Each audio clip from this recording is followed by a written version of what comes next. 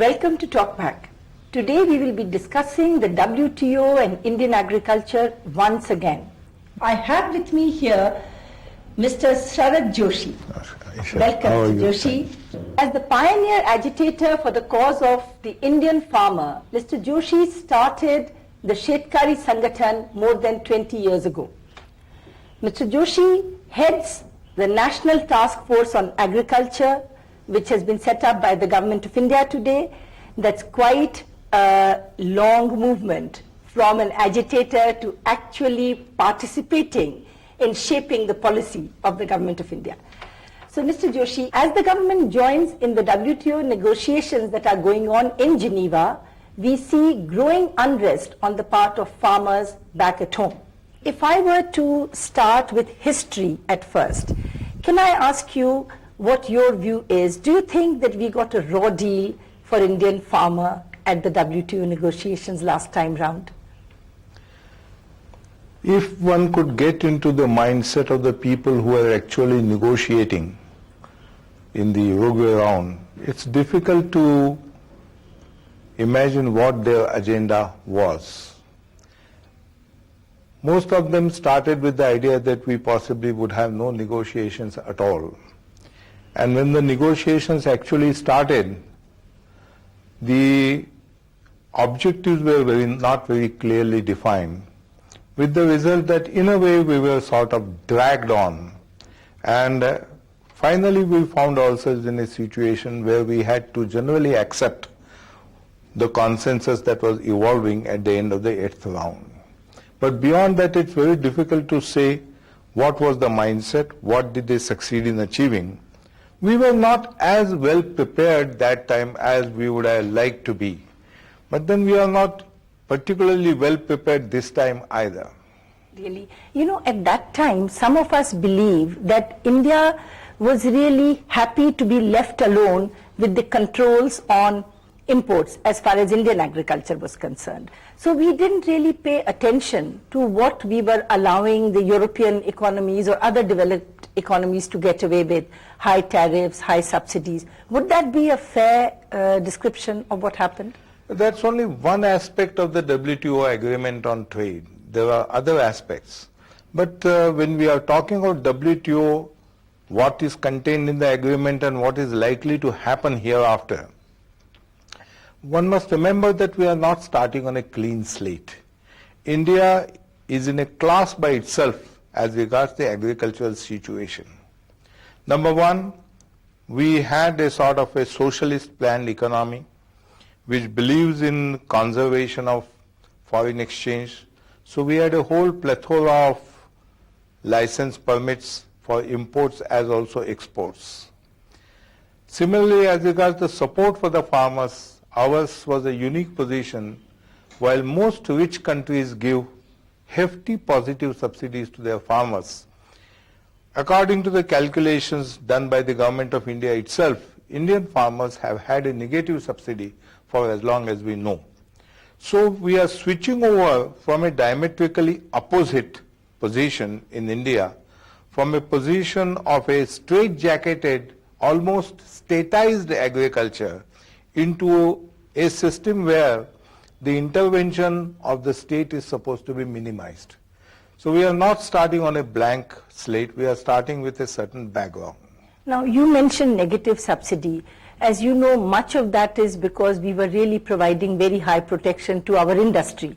And so when you do the aggregate measure of support, you find negative subsidy. But supposing we leave that behind and we now go to the last 5-6 years when we have actually seen the reforms moving after the WTO agreement, would you say that we have really bridged this gap a little bit? Is agriculture more on a level playing field today than it was before the WTO agreement? The idea that negative subsidies or sort of bias against agriculture necessarily came from bias in favor of industry is only partly correct.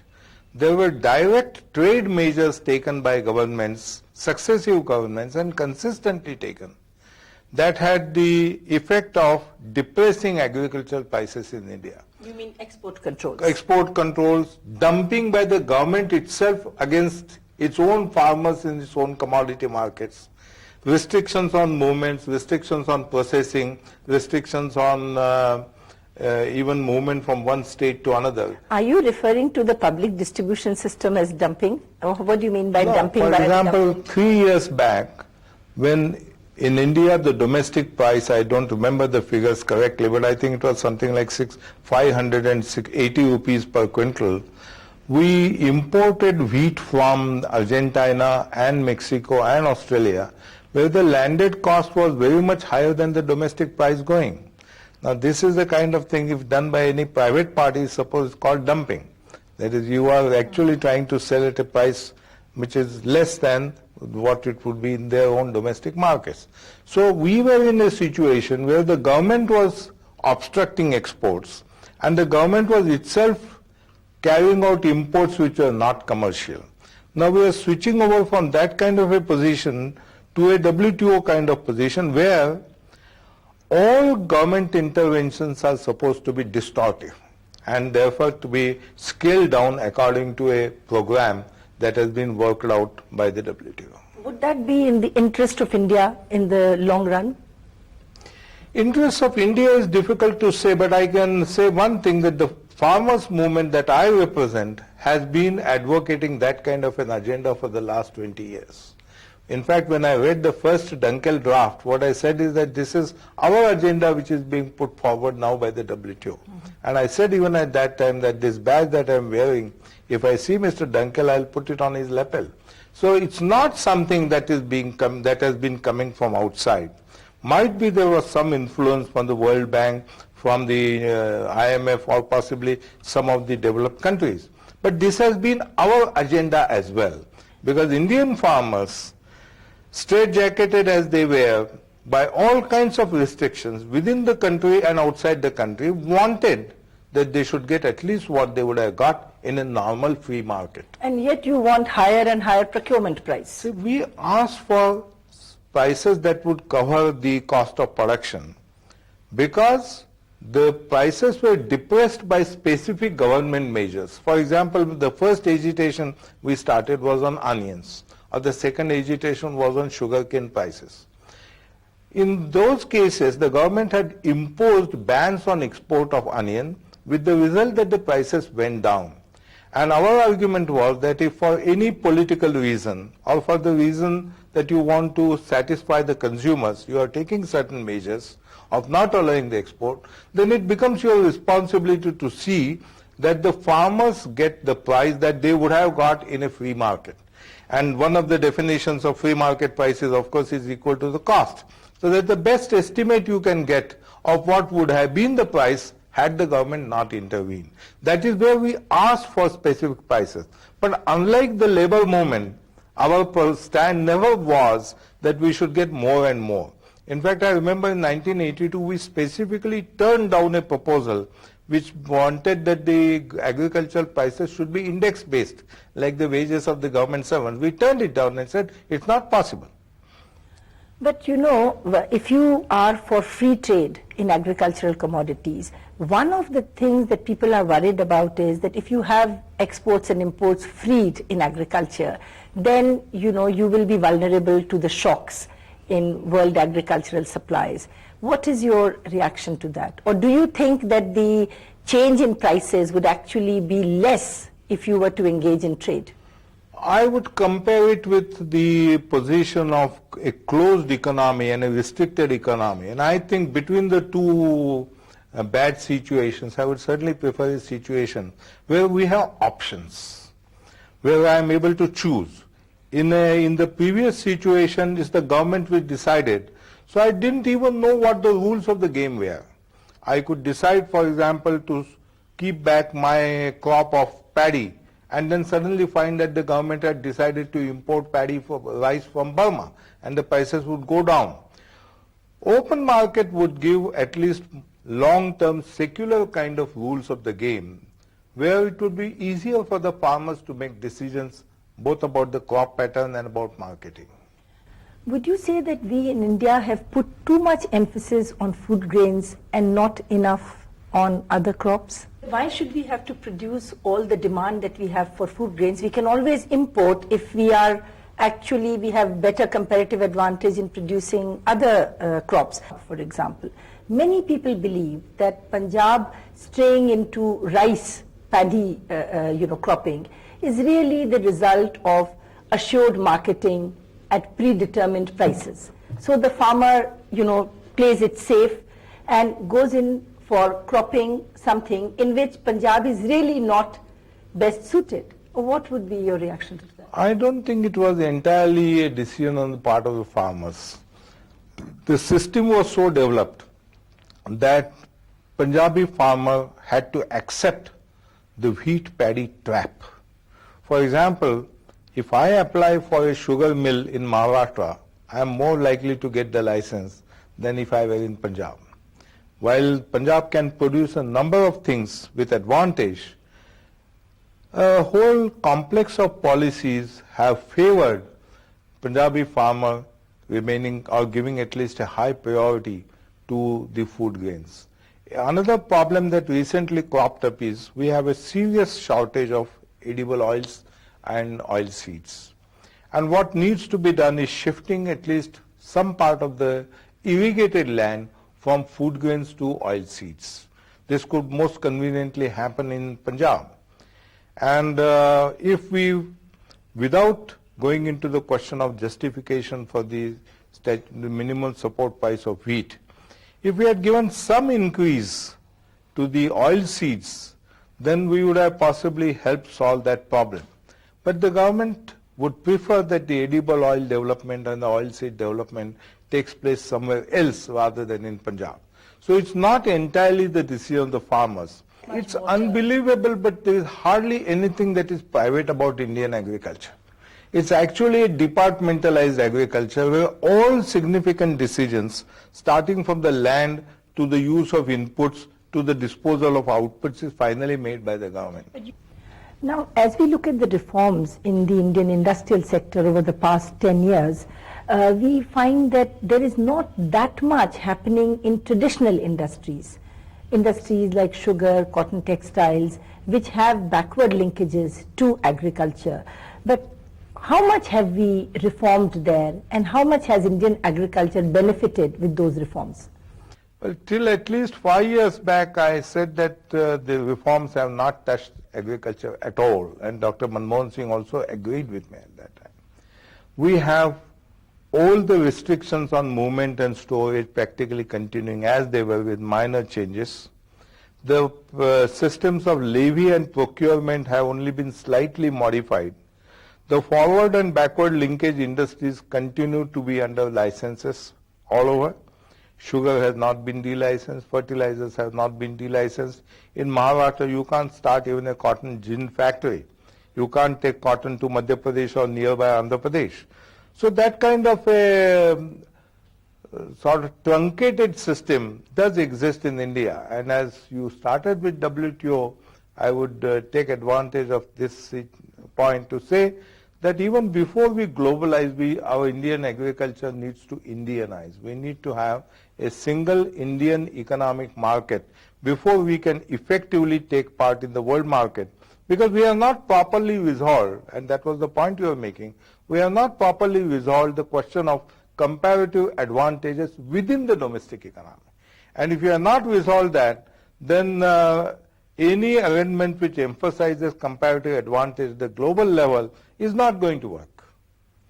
Now, on April 1, 2001, quantitative restrictions on imports of agricultural items would go. Now, of course, the finance minister has raised duties on some of these items, but there is this fear and apprehension that you are going to open the floodgate of imports, even though at some tariff rates, some duties, what that is going to do to Indian farmer. I think dairy industry is particularly worried about the impact of... Dairy is worried, poultry is worried. In case of edible oils, they are in a bad position.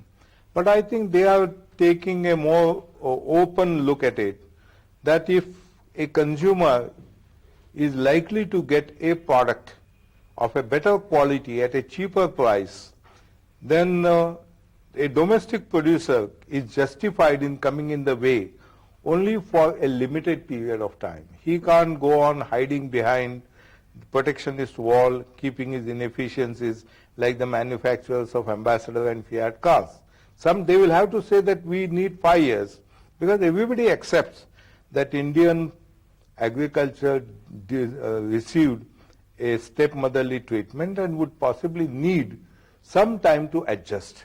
But given that, I don't think the experience of last year, when 715 commodities were quantitative restrictions were abolished, last year's experience up to now doesn't show anything like floodgates opening up. But I'm not saying that that may not happen. I think we should proceed with the expectation that that might happen. And we have some kind of safeguards, not only in the form of tariff walls, but we can take specific measures against surges. We can take specific measures in case where national security is involved or where some religious sentiments are involved. There are a whole battery which still remains, but we should use it very warily so that nobody gets an impression that India is trying to run away from the commitments in WTO. The basic problem in case of the quantitative restrictions is as follows. Under the socialist regime, practically imports of all things were banned. That didn't mean that imports didn't come in. They came in only through those lucky few who had contacts in the corridors and who managed to get license and permit. So the quantitative restrictions were implemented more through breaches rather than through implementation. And it is these breaches which became an important and major instrument of economic policy. Now what's going to happen is governments are going to be required to put a tariff wall instead of an absolute restriction. And that too within committed rates. Now are you committed where the commitment is by the government itself. It's Correct. not imposed by... I agree. But are you reasonably satisfied with the bindings that we have for agricultural items on tariff rates? I think in most cases they are excessively liberal. So we have enough room. We have enough room in most cases. But then that's like trying to work out the average depth of a river. There can be some problems in places. But I think the more important thing is to understand that protection can be only time bound. And if you get 4 or 5 years, you will have to develop some program where there is some promise of Indian producers becoming competitive. And they cannot, I think that there will have to be some kind of adjustment in crop patterns which may look agonizing at some point but may prove out to be good in the long run. Does the Indian farmer understand this? The farmers I know appear to understand it. At least the movement that I am connected with appear to have. But then there are others who appear to have some serious difficulties. But that's understandable. And the Chinese girls, when their legs were no more bound by the communist government, they were complaining against their legs being unbounded. But that kind of a reaction is to be expected. Similarly, somebody who is addicted to drug would always complain about being forcibly taken away from the addiction. But you mentioned several times that we need time before our agriculture becomes competitive.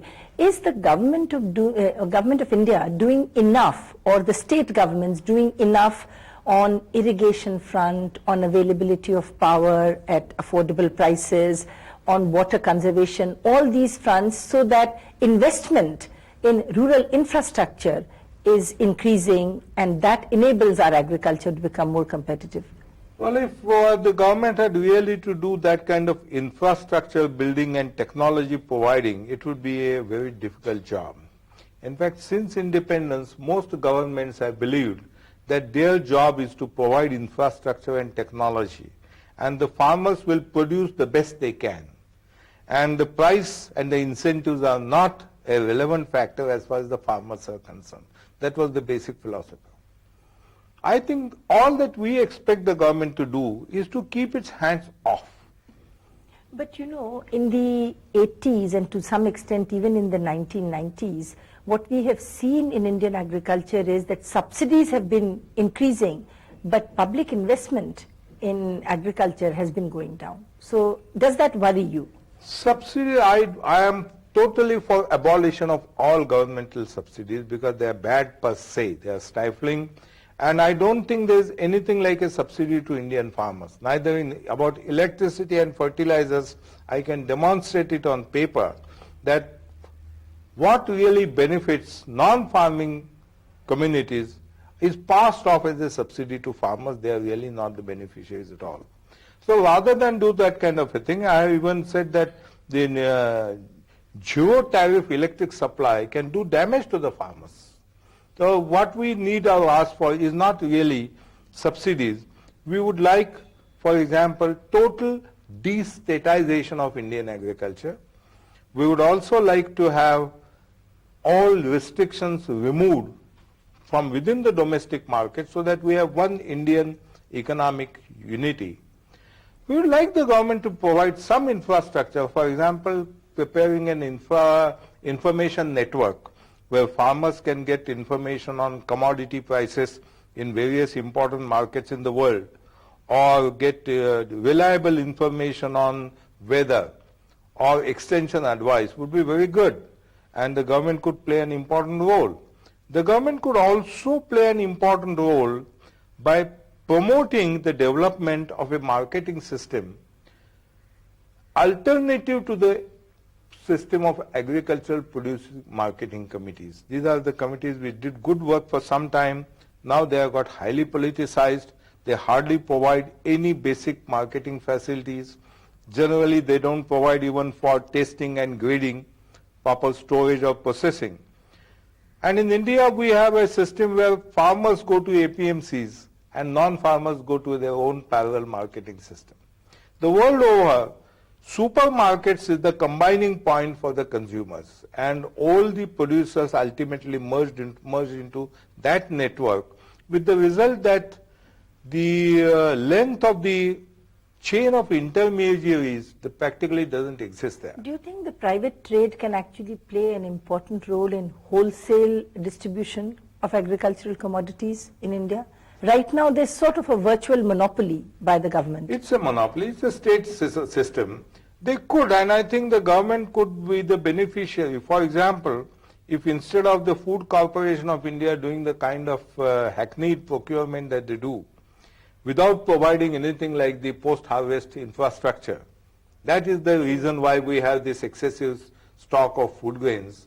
If we had private sector coming in, which could offer the farmers an advance, let's say, of 70% of the market price on anything that is put in the warehouse, or if the warehouse receipts could be made a negotiable instrument, I think the entire framework of the Food Corporation of India, etc., could be scrapped overnight.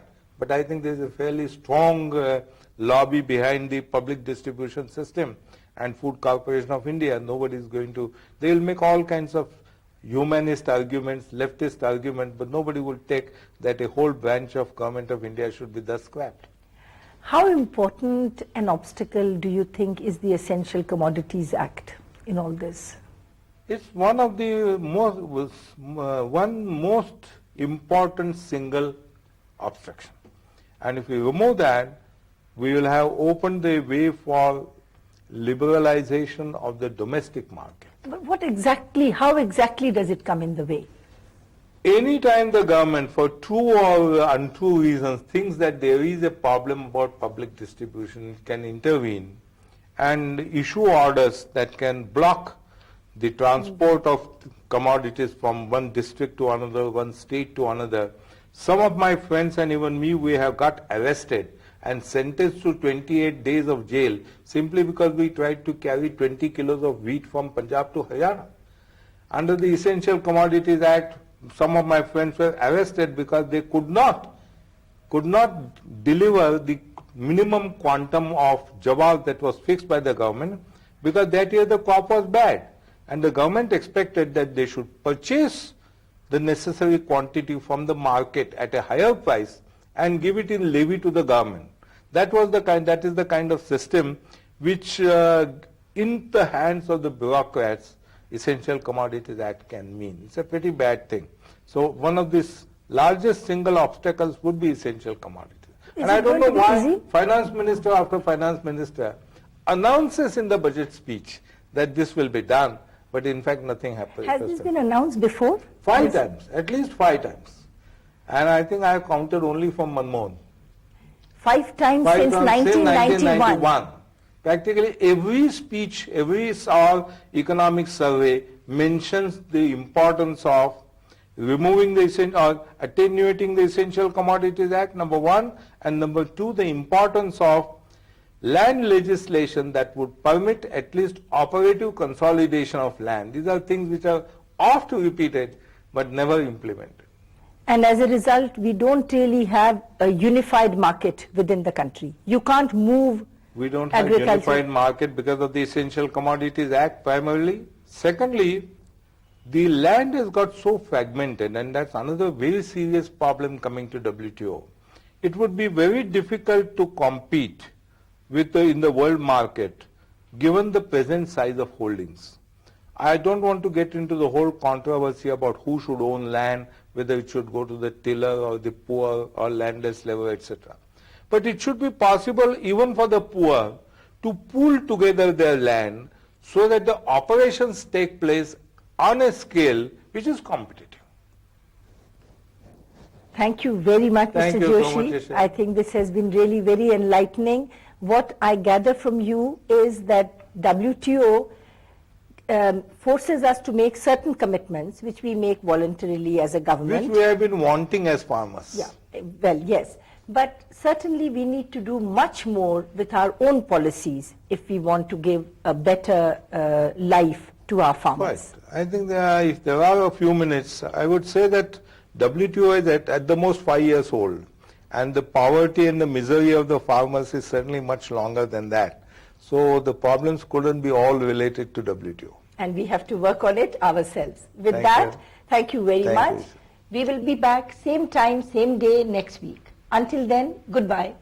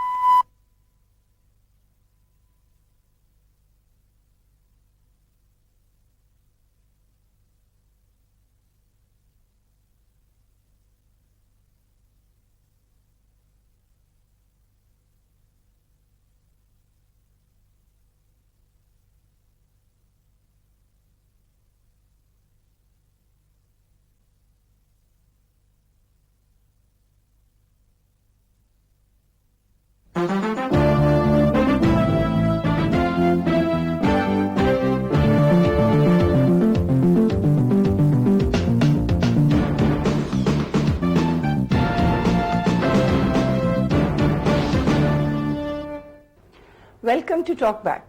Today we will be discussing reforms in one of the most crucial areas of the Indian economy, the power sector. To do this, I have with me none other than the man who can make it happen, the Minister for Power in the Government of India, Mr. Suresh Prabhu. Welcome to the program, Mr. Prabhu. Now, this is the age of globalization, integration with the rest of the world, competitiveness and all that. We are talking about growth of exports of 20% per year. Indian industry needs to be competitive. And yet, when you look at the cost of power, we have a situation where Indian industry is paying rupees 4 to 5 per kilowatt hour, which is about 10 cents per kilowatt hour. And other industries in the rest of the world are paying on average half of that, 5 cents per kilowatt hour. Why does power cost so much more in our country? Yeah, in fact, this is one of the most moot point on which why the reforms are needed in the power sector. You very correctly said that we are planning to increase our exports by 22% every year from now onwards. And therefore, we have to be competitive, because if our Indian products have to compete in the world markets, then they have to be competitive. But now the situation is also that not only the Indian products have to compete with the world products in the world market, but the world products in Indian markets. Yes. Because of the globalization and because the quantitative restrictions being removed, virtually all products can be imported, and those products will have to compete with Indian manufacturers who have a disadvantageous position on account of the fact that they pay higher power cost, they pay higher financial cost, and therefore the power sector needs to definitely provide power to the manufacturing sector at a rate at which this same power is available to their competitors worldwide. And why it is happening like this is because of cost subsidization. It is also happening because the power utilities who should be making profits are not making enough money, and therefore they pass on this burden of thefts, of inefficiencies onto the consumers who have no other choice but to pay. You mentioned first cross subsidization. Would you explain to our viewers what you mean by that? You know, because there are different categories of consumers. The manufacturing sector draws power from the grid. There is a household sector which also uses the power. There is the agriculture sector.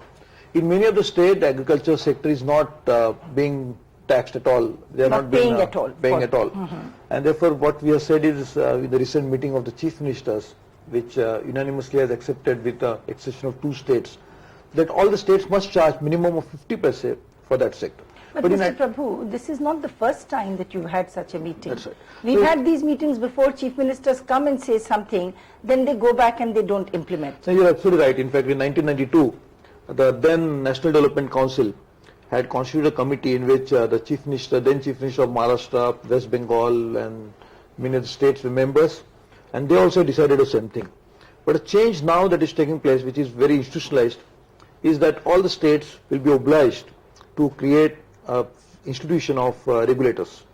These regulatory commissions then would decide the tariffs, and one of the mandates for the regulatory commission while determining such tariff is to remove the cost subsidization that exists in the tariff structure.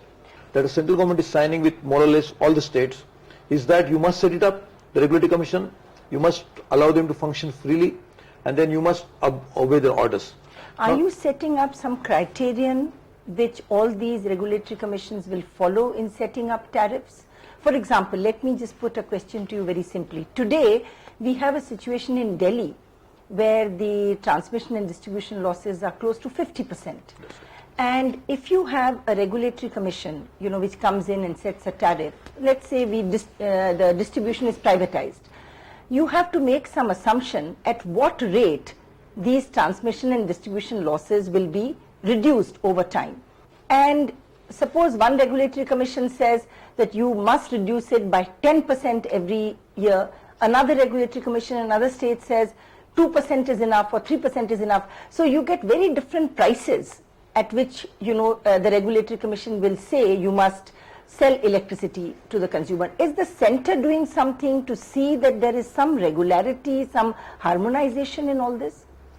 Unfortunately, what has happened is that you're absolutely right. There's no harmonization, there's no uniformity in the order that they have been issuing. What we are trying to do is we are trying to create an informal structure of regulators And therefore, the Central Regulatory Commission chairman, who was a very eminent person who retired only recently, Professor Rao, Yes. has been informally meeting these regulators to create that forum and try to bring in some sort of uniformity. But as the Act stands today, there is a freedom given to the state regulators, and the state regulators can act. Maybe it's about the time that we can think about how we can independently fund from the consolidated fund of India the cost that regulators would be incurring. Then to that extent they will have some independence of operation. At the same time, it's also necessary that we should realize that regulators must confine themselves into the overall ambit of what the regulation requires and should not go beyond it. Now, you see, one is the question of the right price, but there is an additional question in the mind of the consumer. It is not just rational pricing, but when they know that the state electricity boards are run in a very inefficient manner, when they are making huge losses, when they are not paying the central public sector undertakings, their dues, and all this is then going to be lapped on to the consumer. So the government, because of all these inefficiencies, is reluctant to charge the right price. And even when they go halfway and they say you pay this much, consumer says, how dare you make us pay, because there is hardly assured electricity. So there is this vicious circle, and how do you propose to break this vicious circle? I think this is again a very important point on which we have already taken initiative. It is like this, that the quality of power is as important as the price that you pay for it. If you get a value for money that you pay, then people will be willing to pay. Unfortunately, what is happening is that, as you very correctly said, that these inefficiencies are being passed on to the consumer, and we want to collect, along with the service charge for the service provided, also the additional cost for these inefficiencies that are built into the system. So therefore, what we are trying to do is that the central government is giving money to the state utilities under the program called Accelerated Power Development Program. There are two components of the program. One is to bring about improvement in the distribution sector. Other is, of course, to improve the repairs and modernization and improve the plant load factor of some of the existing power plants who are outdated and old. These are grants that you are giving. That's right. We are giving grants. And what sort of magnitude? How much money is involved? It will be something like 1,000 crores from the budget this year, that is the year which just passed by, as well as 1,500 crores additional from the next year, as well as equal amount as a loan from Power Finance Corporation or Rural Electrification Corporation. So it's almost 3,000 crores. But we are willing to give even more money from some of the multilateral agencies with whom I am negotiating. But the program is that if the states can invest this money into improvement of distribution network in the states, like making investments into capacitors, into transformers, into feeders, which go a long way in improving the quality of power.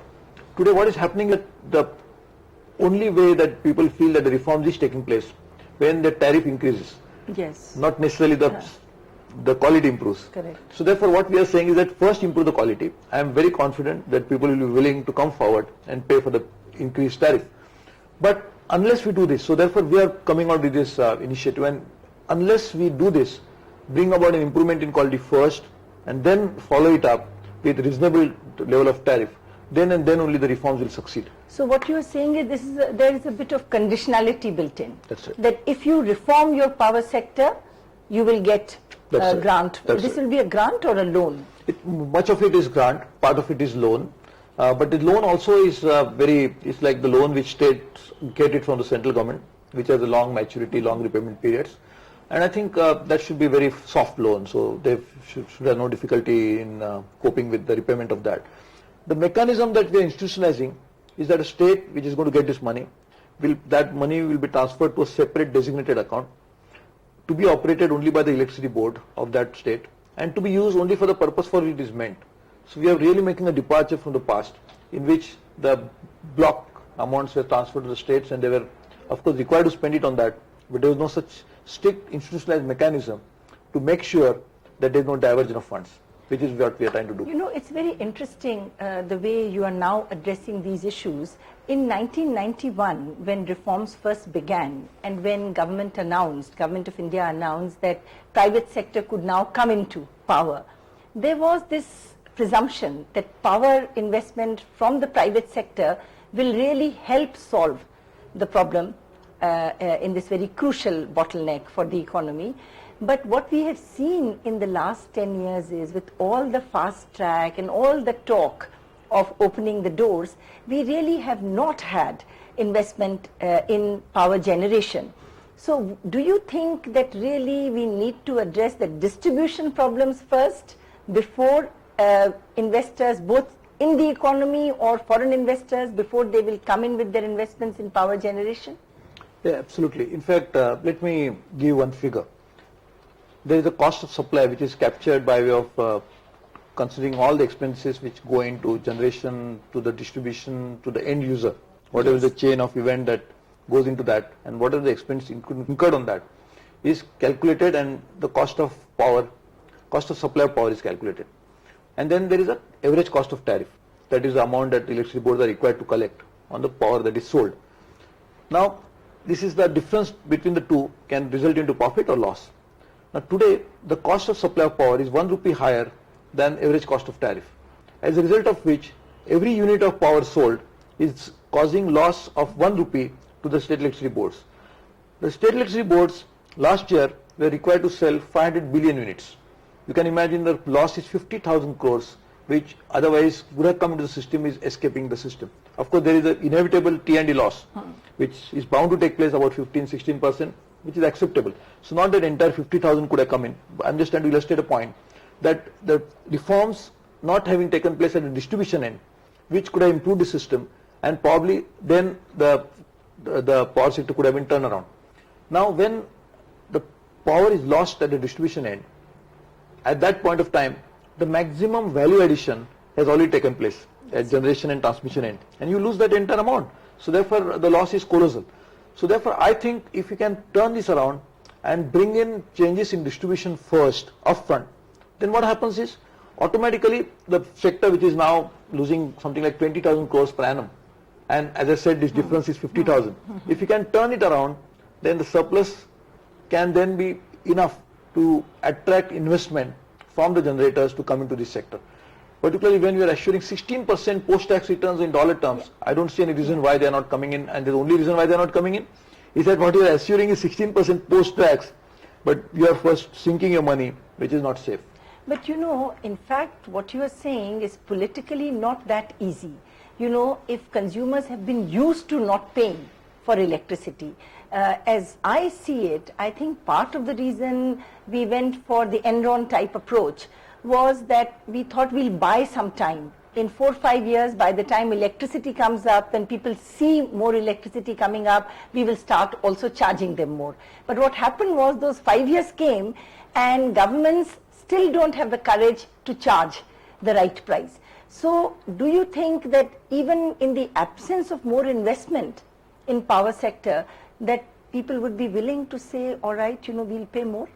If distribution reforms are put up front, it'll be even more difficult. Yeah, but you know, firstly, there are two things what we are trying to do to address this problem. Firstly, we are trying to create an awareness in the minds of people. So we want to use the mass media, we want to go and talk to them.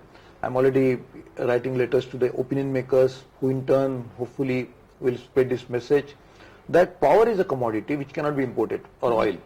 If there is a scarcity, there is a shortage, there is a crisis, then we'll all have to face it. Sure. And this is one commodity which can affect all the sectors of economy, like the manufacturing, the services and agriculture. Even IT cannot function without Absolutely. power. So therefore, this is something which is inevitably going to cause total disruption in socio-economic life of the country. So this is one, is awareness. Secondly, as I said earlier, is not necessarily that reform should lead to increase in tariffs. In fact, the success of reform should be that over a period of time, it should result into fall in tariffs, not increase in tariffs. But initially, to bridge this gap between cost of supply and cost of tariff, is one of the ways to do it is to increase tariff, other ways to reduce the cost of supply. So I think both the things must happen parallelly. You must make sure that the cost of supply also goes down, and for that the thefts, which account for almost 20,000 crores, have to be arrested quickly. Again, we must make enough investment into distribution sector, which will bring down the cost of supply again. Okay. Because there is a slippage in the system, not just thefts, but because of inadequate technical support and insufficient technical interventions, the power sector is suffering at distribution end. So if you can make enough investment. So this program of the central government which is supporting the state and helping them to make investment into distribution, which has not been done all throughout. Ideally, or by thumb rule or conventional wisdom demands that when you make 1 rupee investment into generation, you must make the same matching investment into transmission and distribution. But we always made investment into generation because that's what shows some results. But unfortunately have ignored and neglected the transmission and distribution, the fruits of which are now in front of us. Now, Mr. Prabhu, you know that today as much as 20% of total power generated in the economy is through captive power plants. Yeah.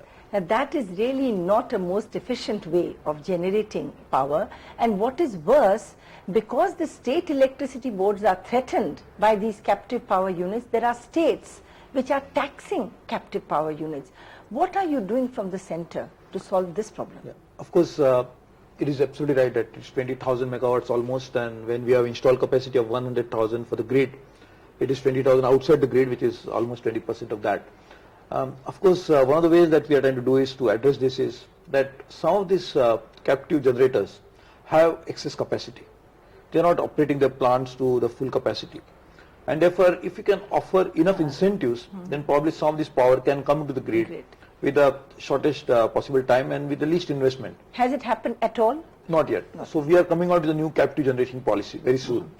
Of course, one of the ticklish issue is that state electricity boards must agree to this, and therefore one of the ways we can do it is offer them incentives.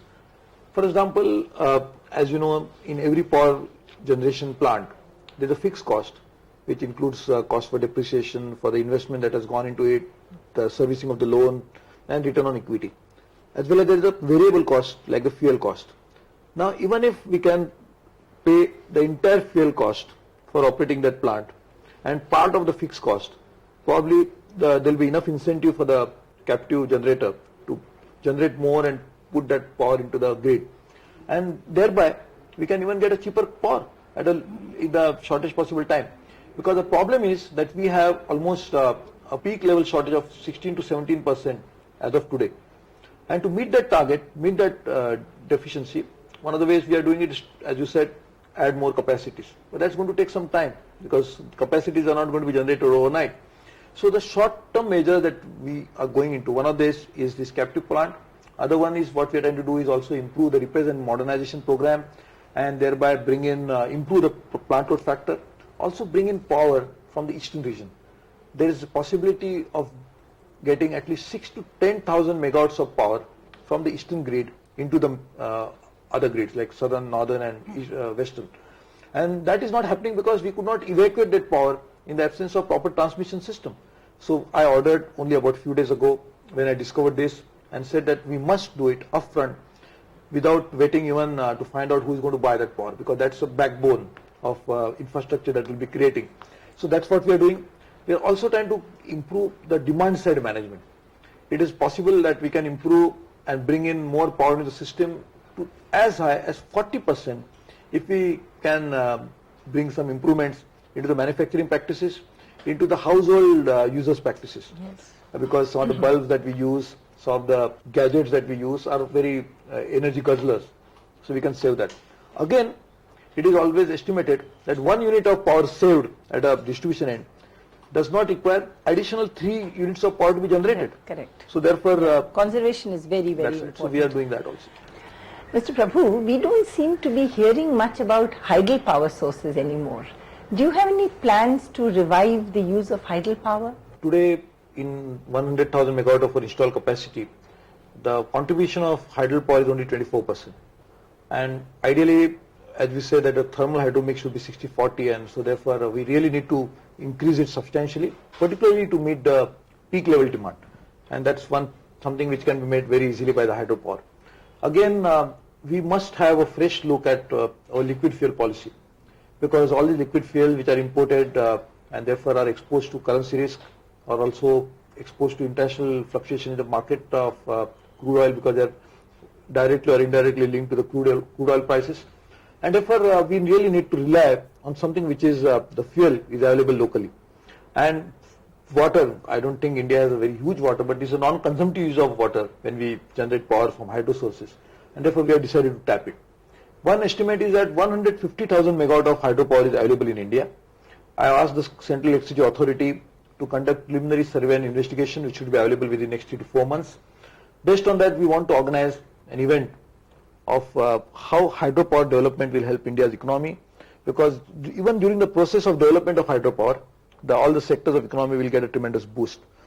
And nuclear power is another thing which... France is one country that has really successfully Absolutely. used, In fact, our contribution of nuclear power to the grid is only 2.5%. Only 2,500 megawatt of nuclear power is generated. I was at extensive talk with the nuclear power people, and including Dr. Anil Kakodkar, Dr. Abdul Kalam, and Mr. Chaturvedi. And now we have decided that they are planning 1,000 megawatt to be added every year. I requested them that they should do that 2,000 megawatts per annum, because nuclear, like hydro, can meet our peak level requirement. Also, the fuel which is locally available. Correct. And therefore that's another advantage. And now I think our country has acquired enough expertise and stabilized technologies so that we don't have to wait for 10 years for a plant to be completed. We can do it in a much faster pace. So that's another thing. The third one which we want to really target is a renewable source. Yes. In fact, that's also very critical, and the country has set 1,000 megawatt target, again like nuclear for this. I am requesting them that we should do it 2,000 megawatt per annum. And we have a huge potential for solar and tidal. In fact, one estimate goes that the tidal energy that can be generated in India could be as high as 50,000 megawatts. Of course, unfortunately, nobody has really tapped it to the extent to which it should be. I have no doubt that with all these programs, and if one looks 20 years from now, you know, with these non-conventional sources also, we'll certainly make a difference. But as a central minister of power, do you sometimes feel powerless that in this very important area, responsibility is really divided? And unless you carry the states with you, how do we move to the next stage of, you know, critically bridging this gap? And let me ask you in this context, what do you think of where we stand on the whole Enron question? Yeah, of course, firstly, what you say is absolutely right, that since this responsibility is divided between states and the central government, I think the central power minister is a nodal point for receiving criticism for the power sector, whereas the action for changing the scenario lies with the states. But as the things stand, we have to work in collaboration with the states, and I'm very, very positive. In fact, the response that I'm getting from all the chief ministers, irrespective of their party affiliations, is extremely positive. In fact, when we had a meeting of all the chief ministers in Delhi on the 3rd of March, which was presided over by our Honorable Prime Minister, we could pass all the resolutions unanimously. And the parties who actually came forward to support the resolutions were all non-NDA parties. So this is something which is augurs well for the future. As for the Enron is concerned, this is one project which has been entered. The agreement is between the Dabhol Power Company and the Maharashtra Electricity Board. The Maharashtra government has appointed a review committee under the chairmanship of Mr. Godbole. So we are awaiting the response. But you know, it's one project which has been blessed by all the political parties when they have been in power. I know. And yet it keeps and coming opposed up with when they are not in controversies. power. And yes, but then why is it that we still can't take a clear view on where we stand? You know, in fact, one of the ways to address this problem is to tackle the distribution sector issues. If we had solved the distribution problems, and then any generating company which wants to come into distribution could have also sold power directly to the consumers, probably this whole issue of giving guarantees and counter guarantees would not have been there. What we really need is a reform into the distribution sector which can make sure that the sector becomes viable. The price at which the product, the electricity is sold, it is collected by from the consumers, and obviously when you are selling it in the open market, you cannot sell it at a price which is not acceptable to the consumer, and there is a competition, so therefore this problem could have been addressed. Unfortunately, we have not done that. So what we are now saying is that reform the distribution sector first, not to reform distribution and to provide guarantees or counter guarantees, and counter guarantees without reforms will be counter reforms and not will really help the cause. I think as I see your message as you speak, while you are pursuing these reforms and certainly you are talking all the talk, what we hope is that you can walk the walk, but the sense that I get is that these are politically very difficult steps, and therefore you need moral suasion to bring the chief ministers on your side. You need all the efficiency improvement to be credible to the people, and if you do that, then perhaps you can also develop the courage to charge and cover the cost of producing and delivering power in the economy. Would that be a correct way to read? Absolutely. In fact, I realize that one of the ways and the only way it can succeed is to take people into confidence, to take the employees into confidence. I am going to write to individual consumer of electricity all throughout the country and also to the employees. And I am talking to the employees already. I am telling them that the only two significant beneficiaries of reforms is one is the consumer, and he has to be at the center point of all this reform process, and other is the employees. Because if the present state of affairs as it is going on in the electricity boards continue, probably the electricity board employees will be the worst sufferers. Okay. And therefore it is in their interest also. And therefore if we can take both of them on our side, the people and the employees, and we work together, I think the only result that can come out of this is a change for better in the power sector. I should have asked you this question earlier on, but I can't resist. I think corporatization will only get us that far. Don't you think we really need to move towards privatization of distribution to really solve this problem? You know, in fact, I'll tell you, we really cannot say that this is one state is panacea to all ills. I don't think we can really simplify it. So therefore what we are saying now, we have changed it completely.